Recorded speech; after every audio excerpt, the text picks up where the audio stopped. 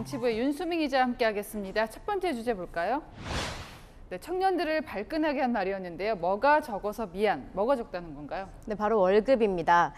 윤석열 대통령의 오랜 지인 우모 씨의 아들이 대통령실에서 구급 행정요원으로 근무하고 대선 당시에도 1,000만 원 고액 후원도 했던 것으로 드러나 논란이 됐는데요. 예. 권성동 국민의힘 대표 직무대행이 이를 해명하면서 최저임금보다 한 10만 원 더 받는다. 네. 월급이 적어 미안하다라고 말한 게 논란을 증폭시키고 있습니다. 이 말 자체도 문제지만 이제 권 대표 직무대행이 미안하다고 한 이유가 있어요. 네, 바로 이 우모 씨 아들을 대통령실에 추천한 사람이 바로 권 직무대행이기 때문인데요. 네. 권 직무대행은 본인의 강릉 지역구 사무실에서 자원봉사하던 성실한 청년이라면서 본인이 먼저 대선 캠프에서 일할 것을 권유했다고 밝혔습니다. 캠프에서 선발대로 일하며 고생을 많이 해 대통령실에 추천은 했는데 월급이 적은 자리를 받아 미안하다 이런 설명입니다. 월급이 적어도 이제 공무원을 하고 싶어하는 청년들이 많습니다. 또 추천으로 들어가기 때문에 청년들이 공정을 중시하지 않습니까? 납득이 안 갈 것 같은데요. 네, 그렇습니다.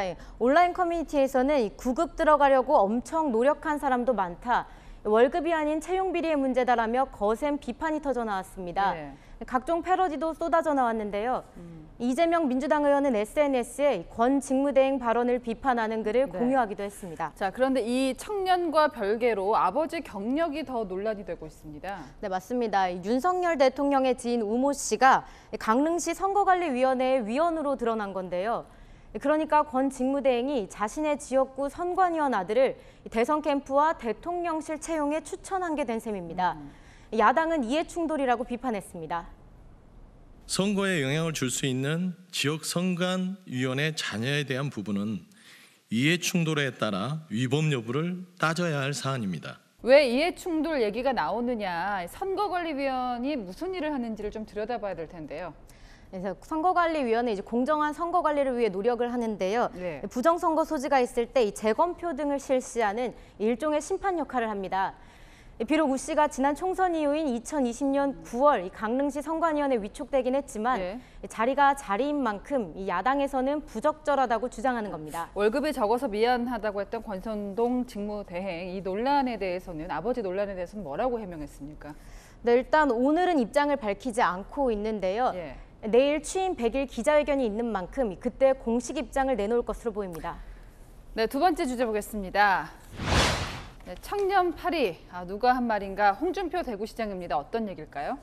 네, 홍준표 대구시장이 오늘 SNS에 글을 올렸는데요. 청년 파리 정치 좀 그만하라며 자칭 청년 대표로 나서서 설치고 있지만 하는 행태가 기득권 구태와 다른 게 뭐가 있나라고 비판했습니다. 사실 주어는 빠졌지만 이준석 국민의힘 대표나 박지원 전 민주당 비대위원장을 저격한 게 아니냐는 추측이 나오고 있습니다. 그러니까 이게 그 청년을 선거에 활용하는 정치인들 얘기하는 것이 아니라 청년 정치인 자체를 저격한 건데 이 청년 정치인들이 최근에 당내 갈등의 중심에 서 있다 보니까 이런 말이 나온 거죠? 네, 맞습니다. 일단 준비한 영상 먼저 보시죠. 소명 절차에 성실하게 임했습니다.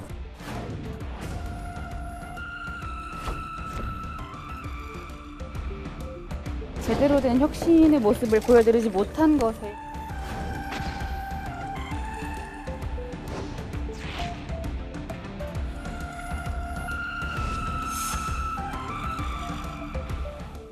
이준석 대표는 징계 이후 자맹 중이고 박지원 전 비대위원장은 당대표 출마 불허 결정에도 출마 선언을 강행했습니다. 네, 저희가 곧바로 이제 박지원 전 비대위원장과 인터뷰를 가질 예정인데 좀 할 말이 있을 것 같습니다. 이 홍준표 시장도 기성 정치권이잖아요. 그러니까 청년 정치인을 비판하는 게 곱게만은 보이지 않을 것 같은데요. 네, 맞습니다. 기성 정치권은 선거 때는 젊은 정치인 모셔가기에 열을 올리는데 막상 선거가 지나면 토사구팽이라는 얘기가 나옵니다.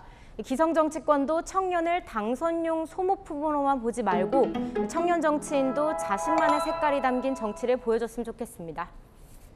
네, 지금까지 여랑야랑이었습니다.